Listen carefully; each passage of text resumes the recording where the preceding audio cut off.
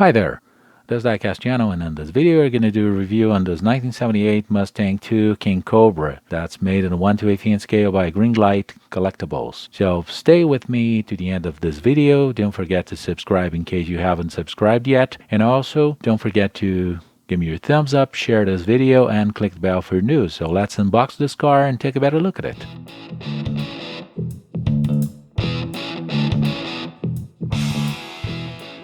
I've shown the Mustang II in a 1/18 scale made by Greenlight, but it was a 1977 black Mustang. It was not a King Cobra just like this one.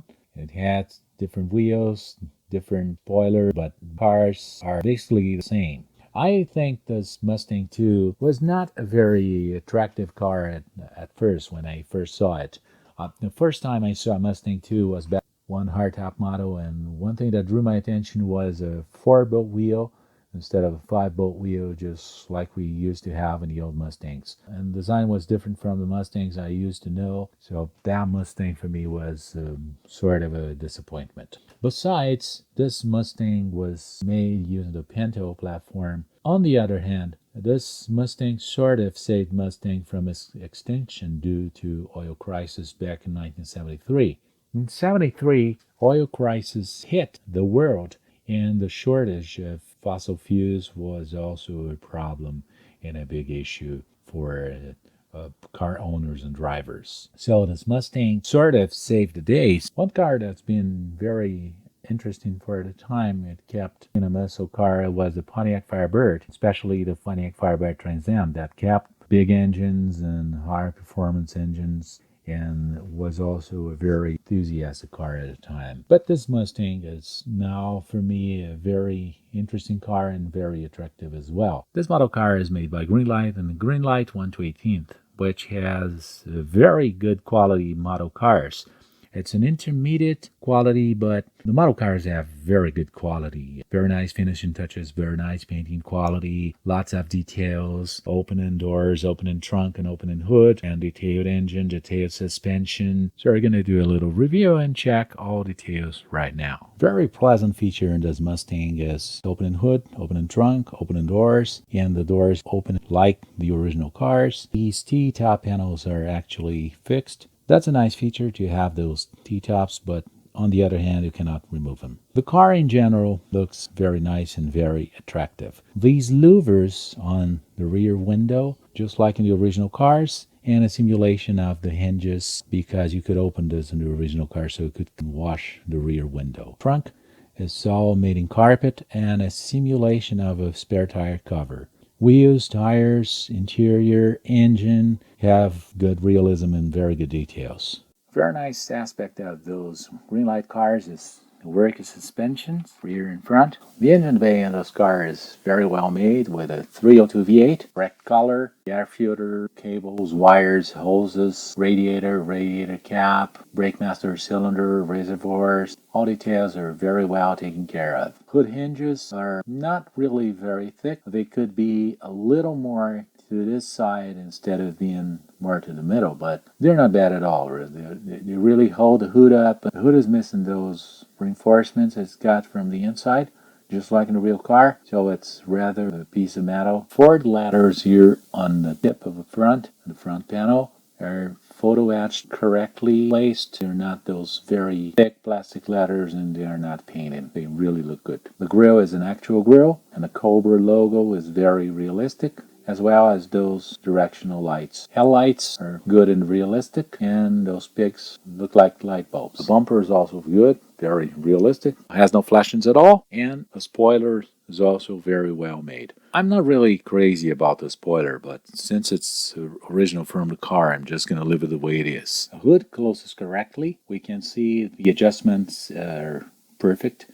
There are no big gaps, no issues at all. Windshield transparency and windshield wipers are very nice and very well made pieces. The interior of this car looks very nice and very well reproduced. I really don't think this dashboard is as attractive as the older Mustang's dashboard.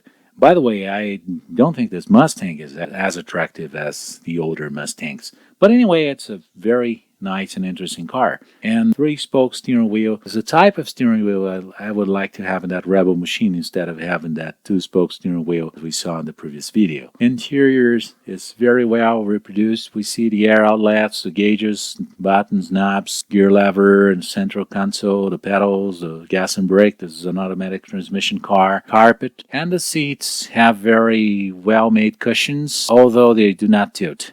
The louvers on the side window are also very well made, and they're actually open. Door handle and door lock are cast in metal, but they're very well reproduced. It really doesn't matter if they are cast in metal or if they're separate pieces. What matters is the quality they're made with. If they're not made with a good quality, it really doesn't help, especially when we're talking about collectible items for adults that must really have a realism according to their original counterparts. Doors are very well adjusted, shut correctly, and they're very well aligned. Dashboard from another angle. There are no flashings at all. All details are very well taken care of. And we can see this dashboard is made with a lot of realism. Gear lever, central console, the cushions, door panels, T-top tinted panels, seat cushions, door opening. All those details are very well taken care of. In the rear, we notice taillights made in acrylic with very good realism, very good adjustments.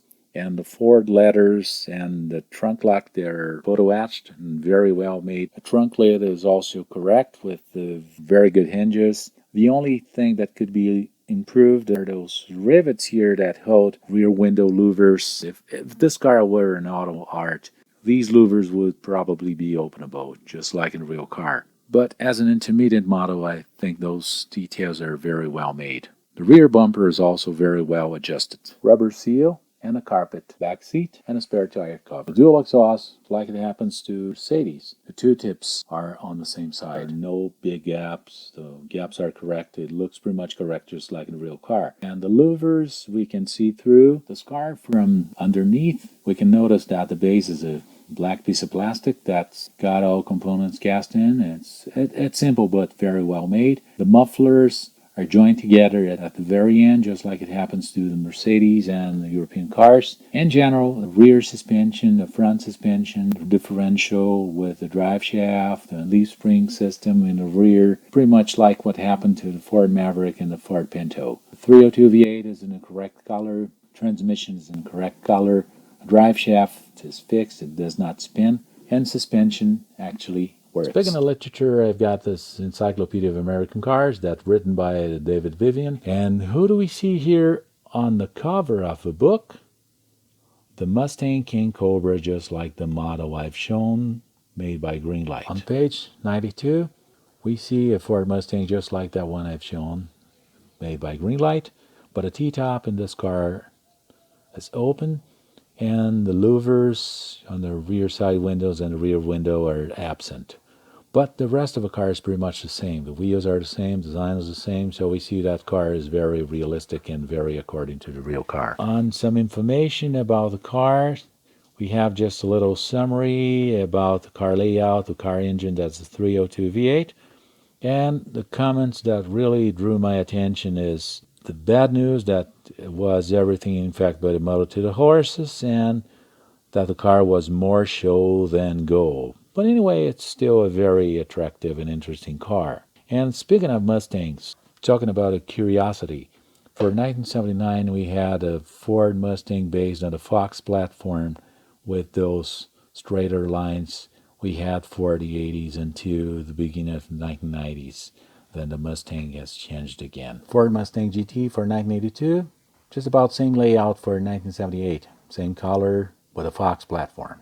Ranking this car from 0 to 10, I would give it a 10. It's an intermediate Greenlight model and it's much better than an Artisan, for instance. This car has got some details. Artisan cars that tend to be more expensive than this one don't have. And for the adult collectors who like cars that reproduce correctly real cars, this is a very good example and a very nice car to have in a collection. If you like Ford Mustangs, this would be a Mustang you should have in your collection, even though it's a Mustang 2 and might be not as attractive as the older Mustangs. So I'd like to thank you for all likes and views, for all subscriptions.